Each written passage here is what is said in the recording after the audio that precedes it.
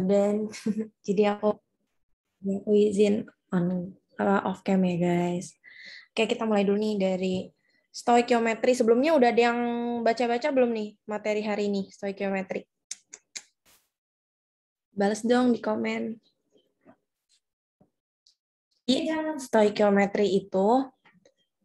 Jadi stoikiometri itu adalah dasar dari semuanya. Kalau misalnya kalian mau belajar kimia itu, kalian harus tahu ini. Jadi ntar nih di UTBK ini tuh dasar dari semua perhitungan. Nanti kalian lanjut misalnya belajar ke stoikiometri reaksi, ke redox, ke sel volta, pokoknya ke belakang-belakang deh. Mau kimia, semuanya itu butuh stoikiometri. Jadi stoikiometri kalian ini harus dalam supaya kalian paham sama materinya. Gitu, yang selanjutnya. Nah, stoikiometri ini terbagi jadi dua. Ada stoikiometri biasa yang aku mau ajarin ini, sama satu lagi namanya stoikio reaksi. Nah, stoikio reaksi ini tuh stoikio yang bakal ngajarin kalian cara penyetaraan reaksi, habis itu cara-cara kalian untuk bikin reaksi itu bakal diajarin di stoikio reaksi. Nanti kalau misalnya mau belajar ini, mungkin nanti akan ada di kelas PJJ berikutnya. Oke? Oke, aku lanjut ya. Kita lanjut. Kayak ini IG sama Twitter aku bisa di-follow kalau misalnya kalian mau. Oke, hari ini kita bakal ngebahas 1, 2, 3, 4, 5, 6, 7 pokok utama dari stoikiometri. Apa aja sih? Ada konsep mol, stoikiometri senyawa, rumus empiris, gas ideal, molaritas, pengenceran, sama persen. Nah, oke, kita mulai dari konsep mol dulu. Ya, kenapa Tata?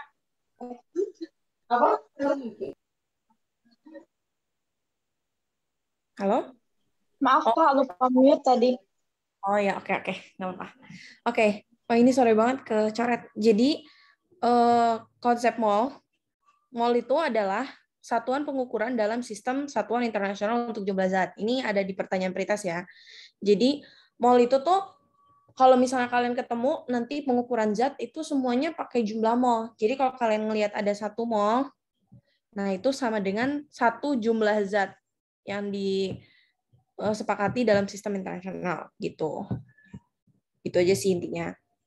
Ini masih teori. Terus untuk konsep mol.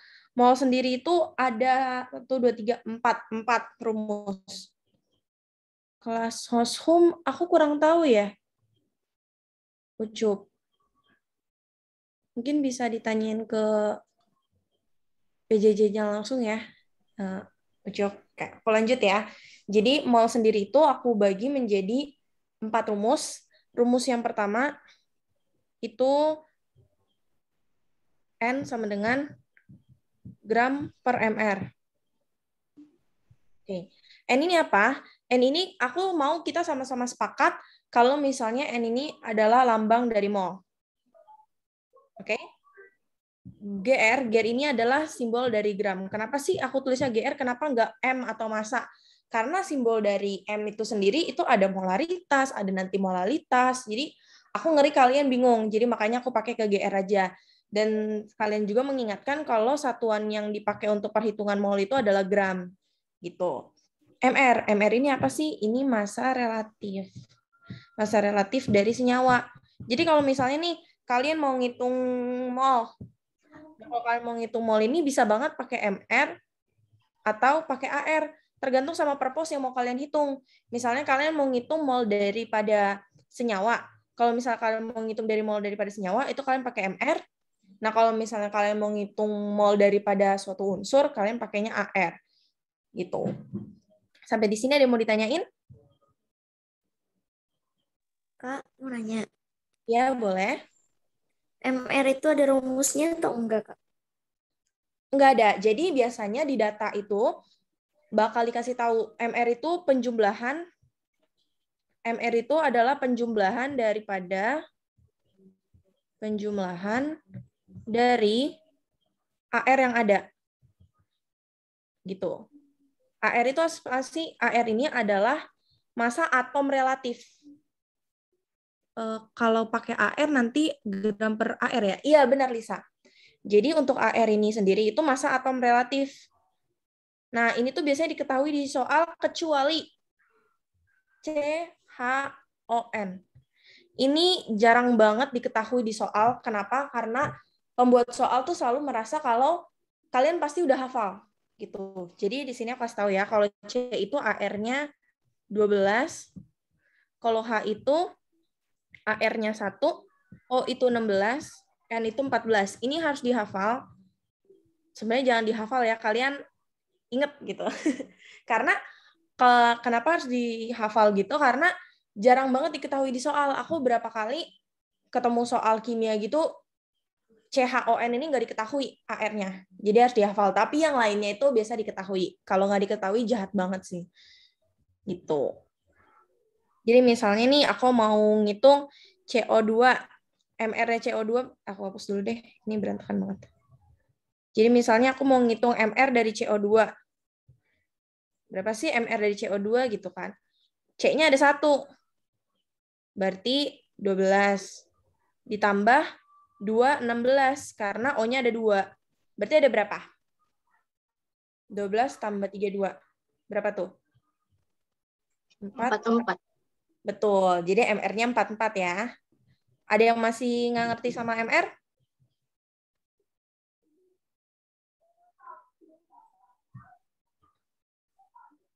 Paham, Kak. Paham. Oke. Aku lanjut ya. Lanjut. Nah, ini ada pakai mol sama dengan V kali M. Nah, ini itu rumus molaritas. Cuma bisa dipakai juga untuk nyari mol gitu. Jadi kan molaritas sendiri itu rumusnya N per V kan. Tapi kalau kalian mau nyari mol, tinggal dibalik aja. Gitu. Pakai aljabar. Terus lanjut. Nah, di sini ada yang pernah dengar tetapan Avogadro nggak? Pernah, Kak. Pernah, Kak. Pernah, Kak. Oke, jadi rumus selanjutnya adalah kita pakai tetapan Avogadro. Jadi N sama dengan jumlah partikel.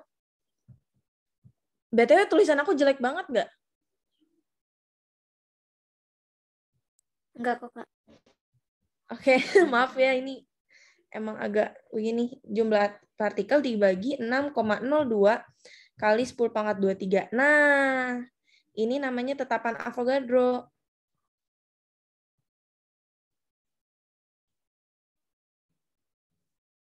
Nah, jadi tetapan Avogadro ini adalah tetapan yang biasa dipakai untuk mencari jumlah partikel. Biasanya soal-soal kayak gini itu bakal keluar kalau misalnya dia nanya tentang berapa jumlah partikel yang ada dalam suatu senyawa. Nah, itu biasanya pakai soal ini. Biasanya N-nya ini nggak diketahui. N-nya itu langsung dia kasih tahu cuma gramnya sama MR-nya.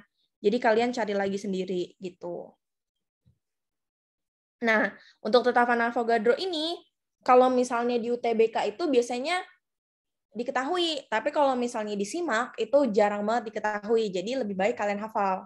Tetapan Avogadro ini 6,02 kali 10⁻23. Nah, tapi kalau misalnya disimak, itu aku kemarin pakai 6,0 kali 10⁻23 karena yang pakai 2 ini nggak ketemu. Cuma untuk supaya lebih aman, kalian hafalnya 6,02 kali 10⁻23. Oke? Sejauh ini ada yang mau ditanyain? Nggak ada ya? Belum, Kak. Oke. Lanjut ya. Selanjutnya, ini adalah rumus tentang STP. Sebelumnya, aku mau ngasih tahu dulu nih, kalau misalnya ada 2 tipe temperatur. Ada yang namanya STP, sama ada yang namanya RTP. Bedanya apa sih? Kalau STP ini adalah standard temperature, pressure. Kalau RTP ini adalah room temperature, pressure. Nah, biasanya kalau misalnya di soal, biasanya dibilang sebuah senyawa ditaruh dalam keadaan suhu ruangan. Nah, berarti yang dipakai RTP. Kalau misalnya dibilang sebuah senyawa ditaruh dalam keadaan standar, nah itu pakainya STP. Tapi ada juga yang bikin kata-katanya sebuah senyawa diletakkan dalam keadaan STP atau sebuah senyawa diletakkan dalam keadaan RTP. Nah, itu kalian pakai ini. Tetapannya apa? Kalau misalnya STP itu 22,4 Kalau RTP itu 24. Gitu. Ini kalian harus ingat ya. STP 22,4, RTP 24. Nah, rumusnya adalah kalau misalnya kalian dikasih tahu tentang kayak gitu, kalian bisa pakai N sama dengan volume per tetapannya tadi, entah dia RTP atau STP. Gitu. Jadi misalnya kalau misalnya dia minta dalam keadaan STP, berarti di bawahnya itu 22,4. Kalau misalnya dia minta dalam keadaan, ini R ya? Kalau misalnya dia minta dalam keadaan RTP, berarti dia taruhnya 24. Kalau misalnya dia minta dalam keadaan STP, ditaruh di bawahnya 22,4 gitu. Misalnya ada 2 mol, terus dari taruh dalam keadaan STP, berarti 22,4. Ditanya volumenya berapa? Berarti volumenya 44,8 gitu. Ada yang mau ditanyain? Nggak ada ya? Oke, aku lanjut ya.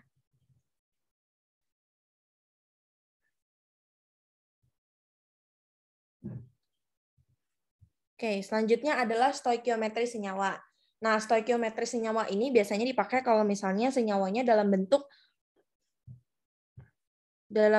AMBN. Gini. Jadi bisa dalam bentuk apa aja, tapi biasanya formulasinya ANBN. Nah, rumusnya, kalau misalnya diminta dalam bentuk persen, itu kalian bisa kali massa dikali AR, A per MR. MR-nya apa? MR AMBN. Dikali 100%. Gitu. Terus kalau misalnya dia minta dalam bentuk gram, diganti aja gram. Misalnya dia minta gram A. Sama dengan M kali AR A per MR AMBN dikali sama gram dari MBN. Nah, rumus ini tuh sebenarnya jarang keluar. Cuma ini tuh aku pernah kerjain untuk soal dari UM Undip tahun 2018 ada, 2017 ada, sama 2016.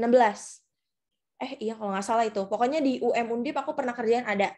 Tapi ini jarang banget keluar di UTBK sama di SIMAK. Gitu. Di UTUL UGM juga aku belum pernah ketemu soal yang pakai stoikiometri senyawa ini. Gitu. Ada yang mau ditanyain dari rumus ini? Kak, itu yang M kali AR itu yang atasnya M-nya apa? Itu kecil ya, Kak? Ya, M-nya itu massa. Oke, terima kasih, Kak. Oke.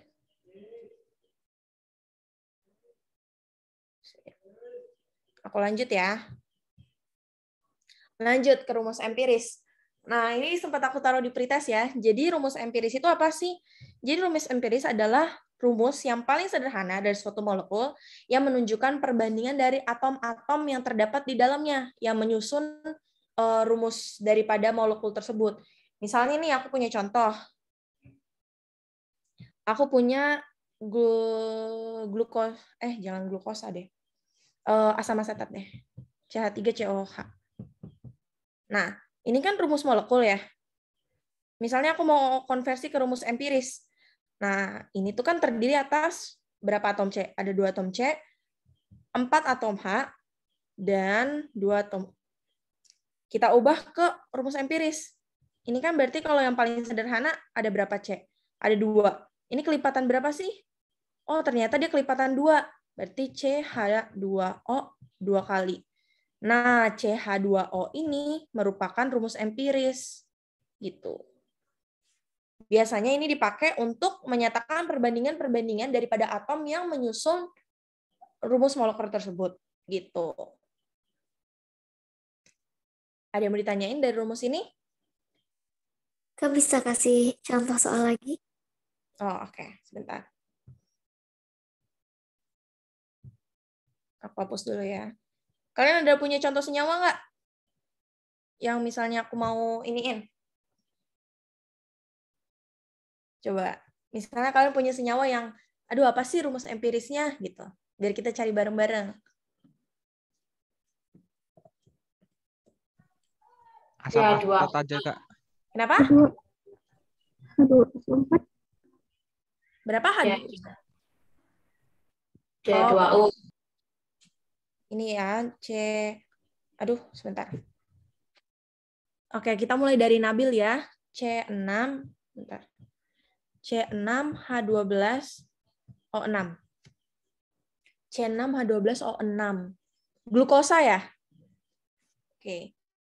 Berarti kalau misalnya kita mau cari glukosa tuh gimana? Nah, ini kelipatan berapa? Kelipatan 6 kan? Kita bisa keluarin 6-nya. C, H2, O6. Wah, berarti dia rumus empirisnya sama nih. Sama setat. Ya nggak? Berarti ini rumus empirisnya. Contoh lagi nih, C4H8 yang dikasih tahu sama Syam. Nah, ini kelipatan berapa? Kelipatan 4 kan? Berarti kita bisa keluarin 4-nya. CH2, 4. Berarti rumus empirisnya itu CH2. Gitu. Gimana?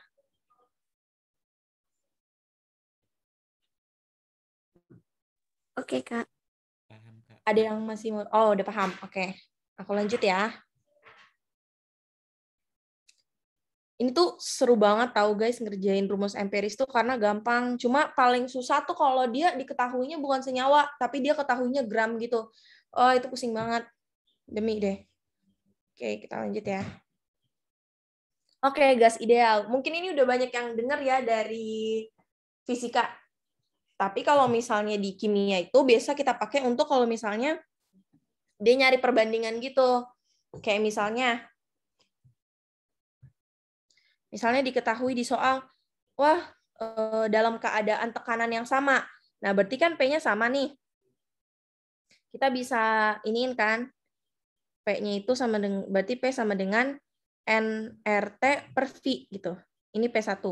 Nah, P2 sama dengan nRT per V gitu kan. Ini N1, N1, V1, N1, N2, 2, 2. Karena P1 sama P2 sama, kita bisa bandingin.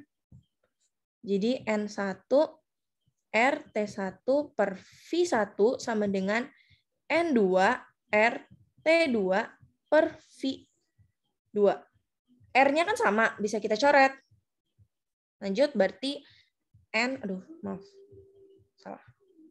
Berarti N1T1 per V1 sama dengan N2T2 per V2. Ini kalau misalnya tekanannya sama, gitu. Misal lagi,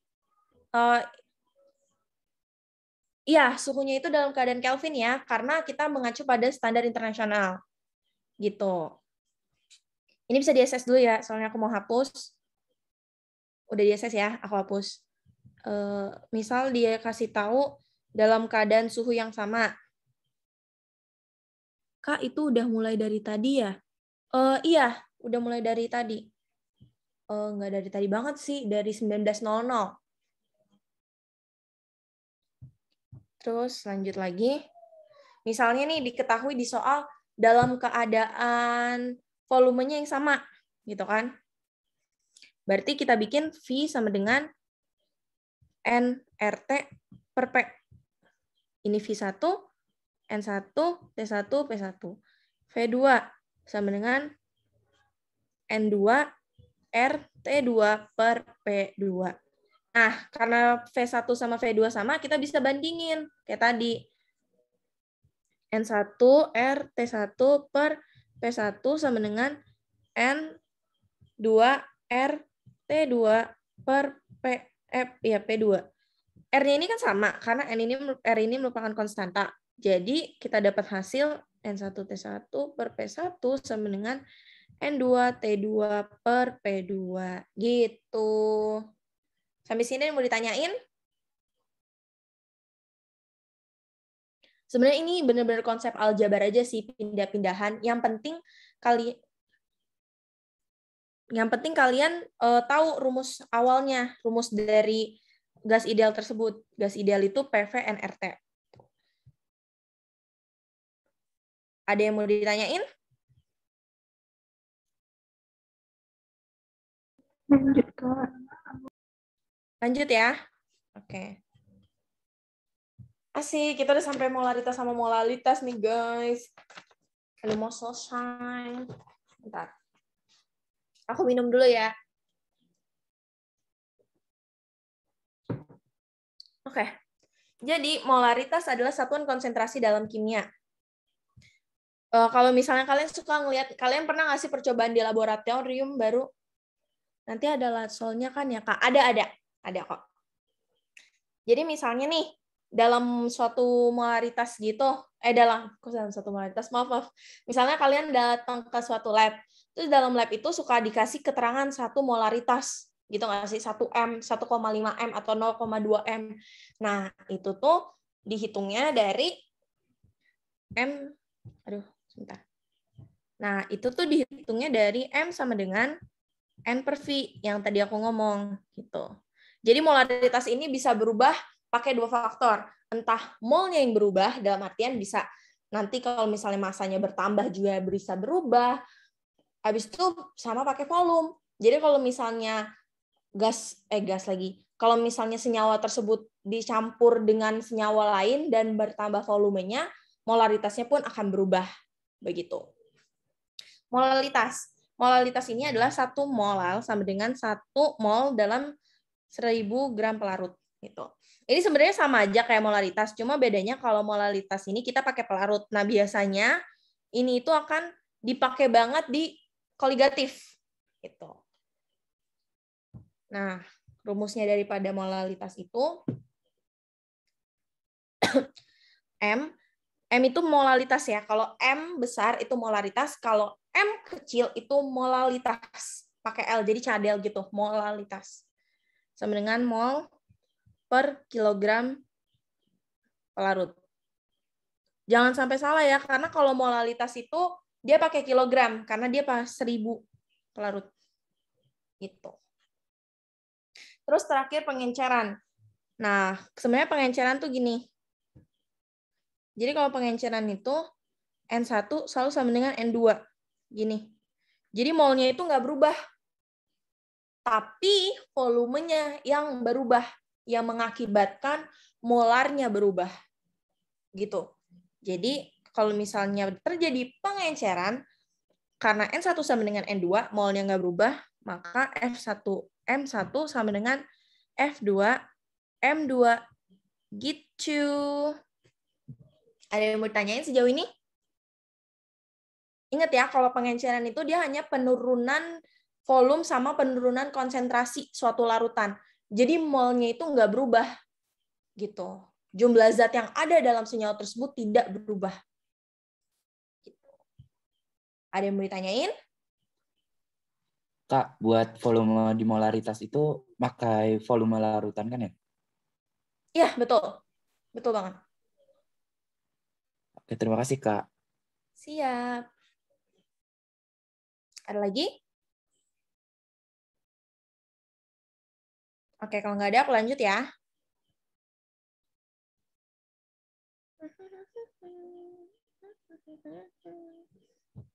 Selanjutnya ada, persen massa.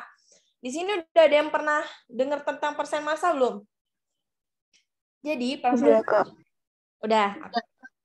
Jadi persen massa ini biasanya dipakai kalau misalnya kalian mau cari berapa persen sih kandungan dalam suatu zat gitu, atau berapa persen sih kandungan nitrogen dalam pupuk ini, atau berapa sih kandungan oksigen dalam udara gitu. Nah, itu pakai persen massa. Nah, cara nyarinya gimana sih persen massa itu? Persen massa itu cara nyarinya persen. Ini aku pakai A, itu contoh yang mau dicari ya. Jadi kalau misalnya kalian mau nyari nitrogen, berarti persen nitrogen. Gitu. Persen A sama dengan massa A per massa total. Massa total ini massa senyawa ya. Massa senyawa yang kalian mau pakai. Kali 100%. Nah, rumus persen massa ini bukan hanya kita mau nyari misalnya, aku mau nyari nih kandungan oksigen yang ada dalam udara kita. Nggak hanya gitu, kalian bisa pakai rumus persen massa ini kalau misalnya datang ke soal kayak stoikiometri reaksi. Misalnya kan suka ada terdapat 1 kilo emas kotor, 1 kilo emas dengan pengotornya. Berapa total emas murni? Nah, itu kalian bisa pakai ini. berapa persen massa emas murni. Jadi emas yang udah kalian dapetin murninya per emas dengan pengotornya dikali 100%. Gitu. Ada yang mau ditanyain?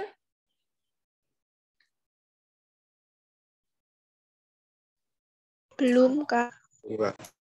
Oke, ini masih gampang ya, stoikiometri itu dasar guys, jadi pasti kalian udah jago lah, lebih jago dari aku. Oke, kita lanjut. Oke, ini ada latihan soal. Aku kasih waktu kalian 5 menit, kerjain dulu soalnya, nanti aku bahas lagi. Oke? Butuh berapa menit deh? 5 menit? 3 menit? Kalian mau berapa menit buat kerjain soalnya? 5 menit. 5 menit, Kak. Oke. 5 menit ya, nanti aku balik lagi. Oke? Dikerjain dulu sebisanya. Pakai rumus yang udah aku kasih tadi. Ini nggak keluar kok, nggak melenceng. Oke? Oke.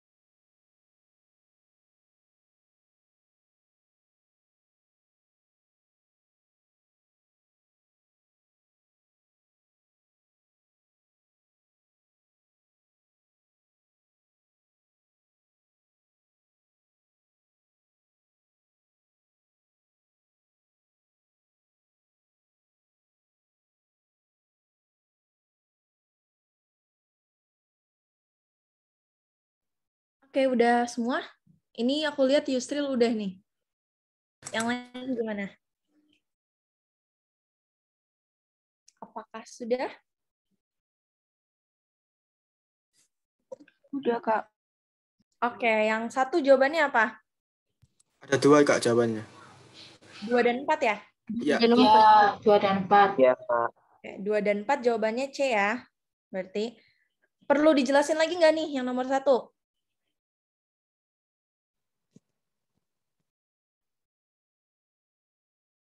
Boleh, oke, aku jelasin ya. Jadi kita bakal cari mol dulu kan. Di sini kan pertanyaannya dengan jumlah molekul, dengan jumlah molekul dalam. Kita cari dulu nih karbon monoksida ini tuh berapa sih? Gitu kan molnya. Berarti N sama dengan 2,8 per 28. Berarti 0,1 mol. Cari di antara semua ini yang 0,1 mol. Nah, ini udah nggak mungkin kan? Ini pasti 1. Nah, ini bisa nih 2. 1,4. Nah, ini nggak mungkin kan? Nah, 4 benar. Berarti 2 dan 4. Gitu.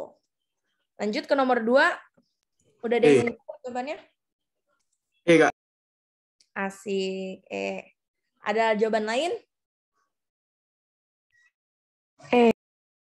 Oke. Ini perlu dibahas nggak nomor 2? Ini pakai persen massa kan ya? Ya, Kak. Jadi pakai rumus persen massa yang tadi.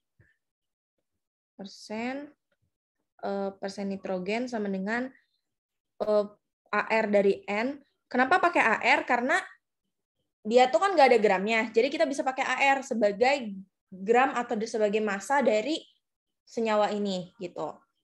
Terus senyawa, MR senyawa dikali 100% gitu. Ih, senang banget deh udah banyak yang bisa benar. Oke, aku lanjut ke soal berikutnya ya.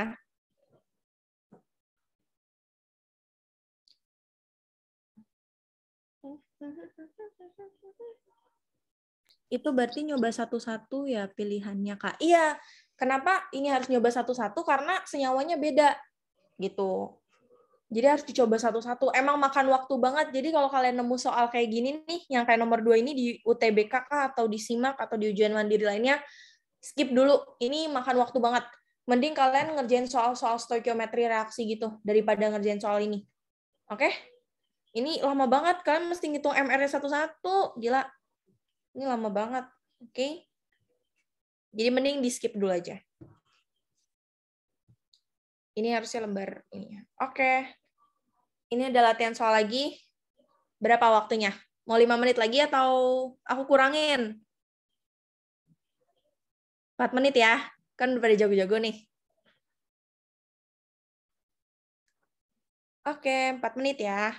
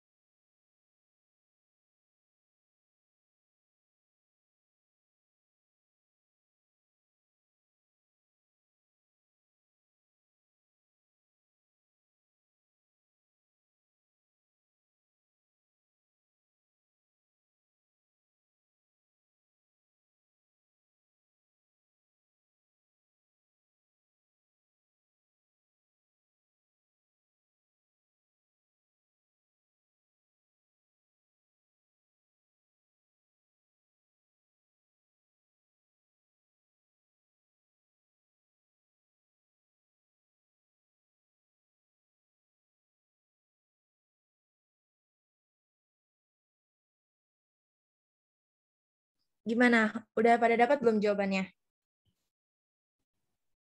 Udah, Kak. Asik. Nomor 1 jawabannya apa? D bukan, Kak. D, Kak. D. Iya. Oke, bentar. Berarti pakai rumus apa persen massa lagi nggak?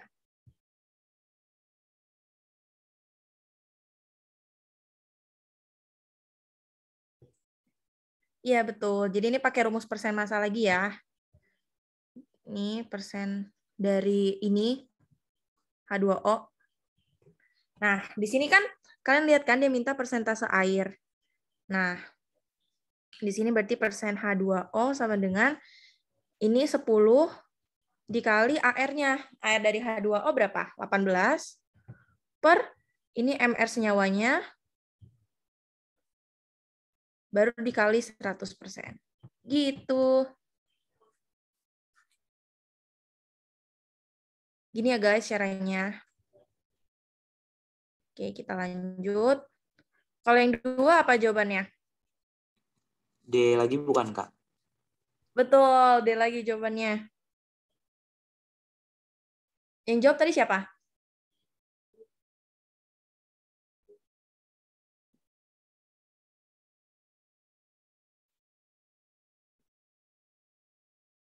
Oke, aku ini mau dibahas atau enggak? Bahas, Kak. Oke. Ini aku bahas di slide selanjutnya ya. Soalnya agak banyak. Oke. Masih ingat nggak sama rumus stoikiometri senyawa tadi? Nah, ini tuh pakai rumus stoikiometri senyawa tadi. Gitu. Di sini diketahui di soal X2. Aduh, sebentar. Oke. Jadi di sini diketahui Jadi diketahui X2Y3 gitu. Terus diketahui perbandingan massanya itu 7:3. Nah, ini kita anggap kalau misalnya 7 ini itu 7 gram gitu. 3-nya ini itu 3 gram gitu. Supaya kita gampang aja perhitungannya, kita anggap kan udah dalam perbandingan kan, jadi nggak salah gitu. Terus di sini diketahui ARY-nya sama dengan 16. Yang ditanya itu ARX-nya gimana sih? Gitu kan. Oke.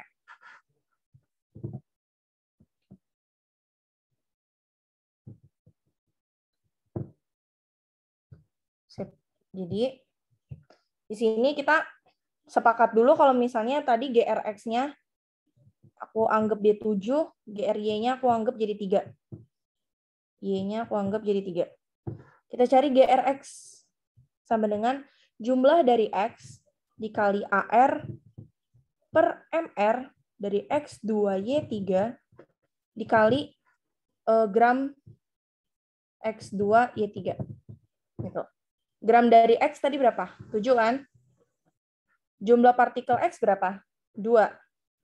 AR dari X berapa? Nggak diketahui kan? Berarti yang ini yang kita cari. Ini 2ARX ditambah 48. 48 itu dari mana? 3 dikali 16. Hasilnya itu 48. Gitu. Dikali 10. 10 itu dapat dari mana? 7 ditambah 3. Langsung dikali aja. Ini pindah ke sini. Jadi 14 ARX tambah 336 sama dengan 20 ARX. Ini tinggal dipindahin aja. Jadinya 56 sama dengan ARX. Ini tinggal dipindahin ke sini. Nanti nanti ketemu 56-nya ARX. Gimana? Masih bingung nggak? Paham, Kak. Oke. Ini di SS dulu ya. Udah? Aku hapus ya.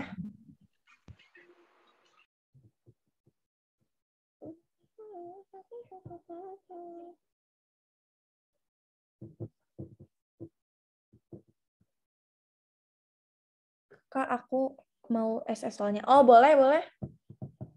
Nanti aku kasih ya DM ke Instagram aku aja. Nanti aku kirim filenya. File PPT-nya. Oke. Lanjut. Oke. Ini ada latihan soal lagi. Aku kasih waktu 5 menit lagi. Oke? Semangat, guys.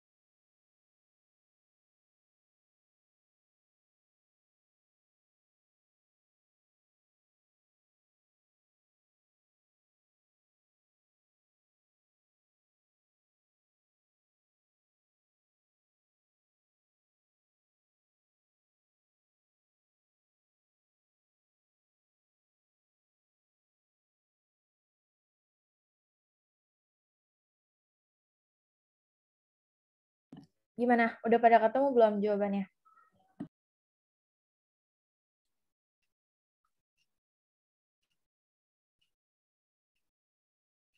Nomor 1 akan A. Iya, benar. Benar. Gimana tuh caranya? Dibandingkan dulu molnya Kak, 115 dibagi 23 dibanding 495 banding 99 banding 320 banding 16 terus dibagi. Iya, betul. Jadi caranya itu pakai perbandingan.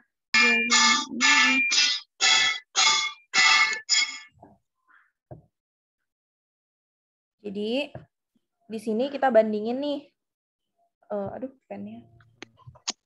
Bentar ya, guys. Oke, jadi ini pakai pennya. Di sini aku bandingin Na banding TC, teknesiumnya, sama O-nya. Di sini 115 dibanding 23 banding 495 99 banding 320 per 16. Ini kan hasilnya jelek-jelek semua ya. Kita pukul rata misalnya ini 5. Ya kan? Sekitar 5 lah. Ini juga sekitar 5, ini sekitar 20. Nah, berarti 1 banding 4. Berarti RE-nya yang A. Gitu. Jadi kalian pakai perbandingan aja. Karena kan kalau yang seperti yang aku bilang tadi, kalau rumus empiris itu kan rumus terkecil atau rumus paling sederhana. Jadi pokoknya kalian sederhanain perbandingannya sampai benar-benar sederhana. Nah, itu jawabannya. Gitu. Ada yang mau ditanyain dari soal ini?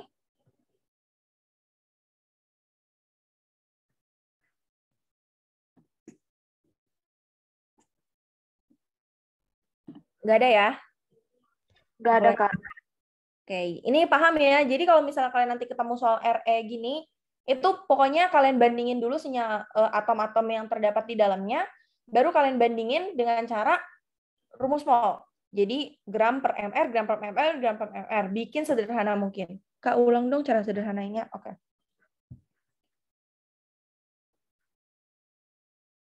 Jadi ini kan NaTCO. Na itu berapa tadi? 115 kan? Per 23. TC 495 diketahui AR-nya 99. Habis itu oksigen itu sisanya. Berarti tinggal dikurangin dari 930 ini. 320 per 16. Nah, udah ketemu kan ini? Nah, kalian sederhanain. Karena ini kan angkanya jelek ya. Kalian sederhanain sedekat mungkin aja. Gitu. Ini kan misalnya 5. Ini aku dapat 5. Ini 20. Ini udah paling sederhana. Angkanya emang jelek. Tapi kalian bikin pendekatan gitu loh. Gitu. Nanti akan dapat 1:1:4. Jawabannya A. Gitu. Ngerti nggak?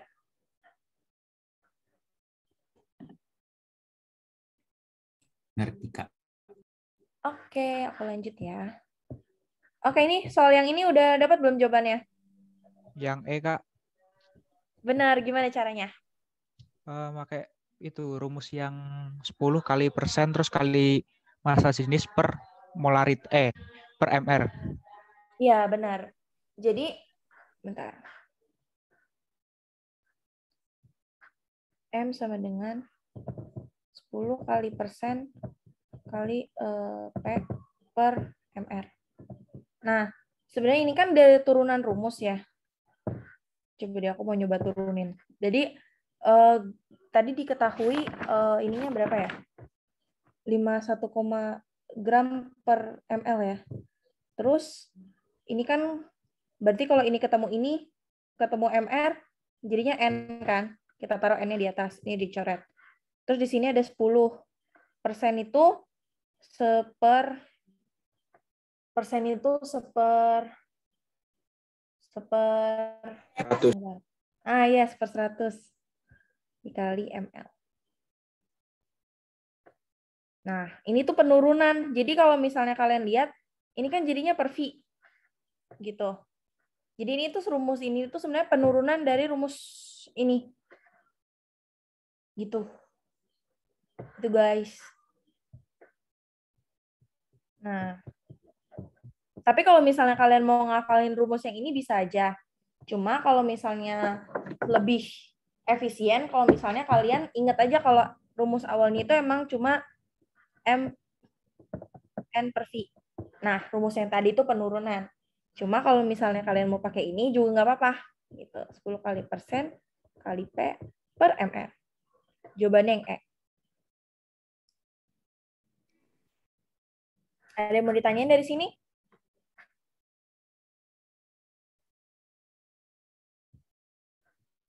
Gak ada ya? Udah, Kak. Oke. Kita lanjut. Udah. Oh my God, kelasnya udah selesai, guys. P atau rho? Rho. Sorry. Ini rho ya. Tadi. Okay. Ini rho ya, massa jenis. Jadi M sama dengan 10 kali persen kali massa jenis. Rho. Bukan pressure, astaga. Maaf ya, guys. Oke, jadi kelasnya udah selesai. Nah, terus aku tuh lupa bikin Kahoot. Jadi hari ini kita nggak ada Kahoot dulu ya. Nah, aku tuh ada 5 soal untuk menti PJJ. Cuma yang non menti nanti bisa DM aku kalau misalnya kalian mau soalnya ya. Cuma nggak dapet. Nanti aku coba bikin kunci jawabannya deh. Oke? Dari sini ada yang mau ditanyain nggak dari semuanya? Aduh, maaf, kirain erasure. Aduh. Ada yang mau ditanya tidak, guys? Enggak, Kak. Oke, jadi sesi stoik IG-nya, ini ya IG aku, guys. Sebentar, aku kembali ke awal deh. Nih, kalian bisa DM ke IG aku aja ya. Nanti aku kasih soal yang buat menti ke DM juga. Cuma aku kayaknya takutnya nggak sempet bikin KJ. Kalau menti kan dapat bahasan dari mentor kan. Coba tapi nanti aku kasih soal-soalnya. Oke? Nanti bisa DM dari salah satu aja. Jadi pokoknya kalau misalnya stoikiometri ini gampang, yang bikin susah itu kalau udah turunan-turunannya, stoikiometri reaksi apa, tapi kimia itu gampang banget guys, kayak nandingin gampang kimia. Jadi kalian harus semangat di kimia, oke? Oke. Di sini ada mau masuk UI nggak? Ada yang mau masuk Kak? Ada Kak. Ayo ke UI dong biar ketemu aku. Pengen banget ketemu kalian. Kak. Kakak angkatan berapa? Kenapa? Kakak angkatan berapa? Oh, aku angkatan 2021. Kak, Ya, teman kakak ada yang namanya Bintang Arya Damar nggak? ada. Oh, temanku itu. Oh iya. Iya. Satu angkatan apa gimana? Satu angkatan, cuman aku sekarang ngambil gap year sih. Jadi nggak kuliah dulu. Oh alah, iya. Apa-apa, semangat. Bisa. Pasti bisa.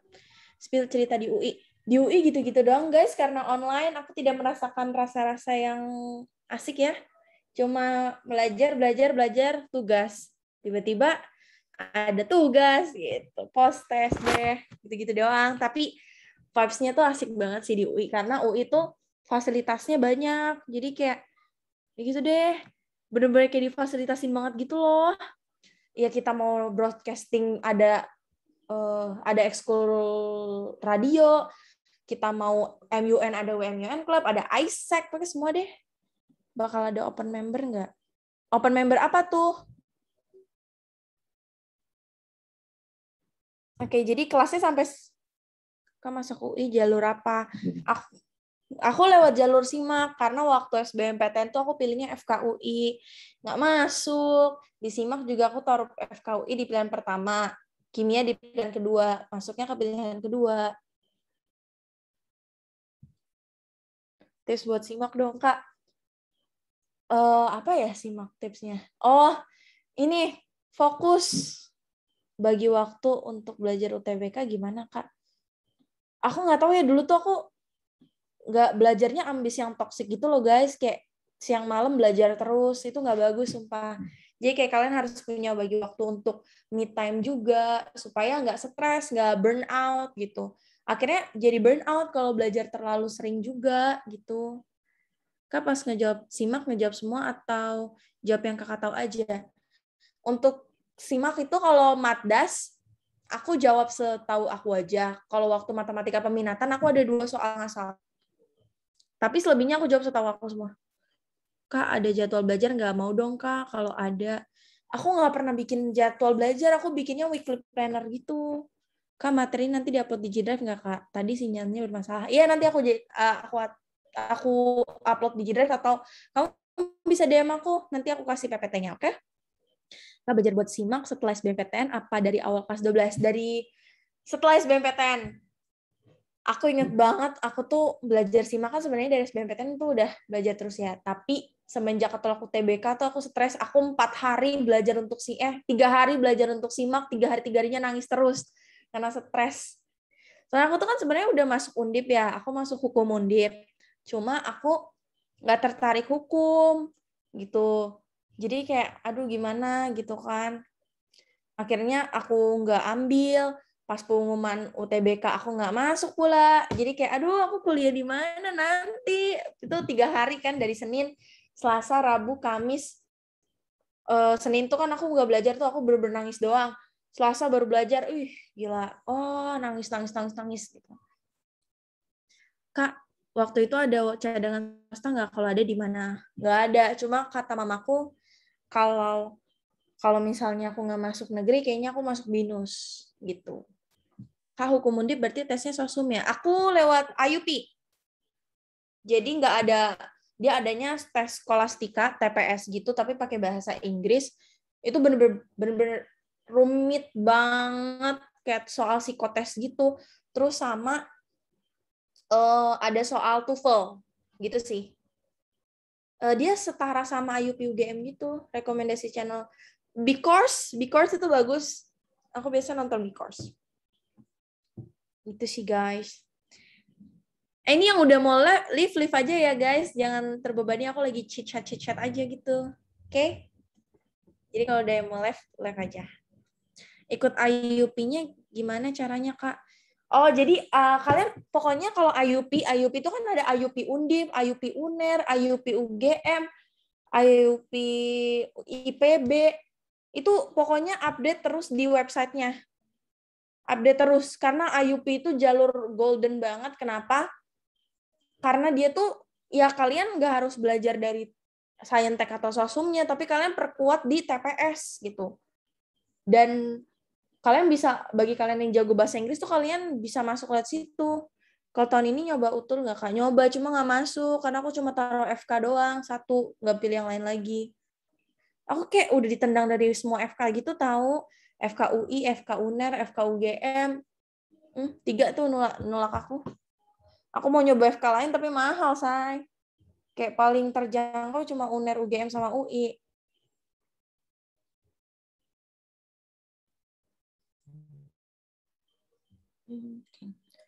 Oke, ini nggak ada yang mau ditanya lagi ya. Ini kelasnya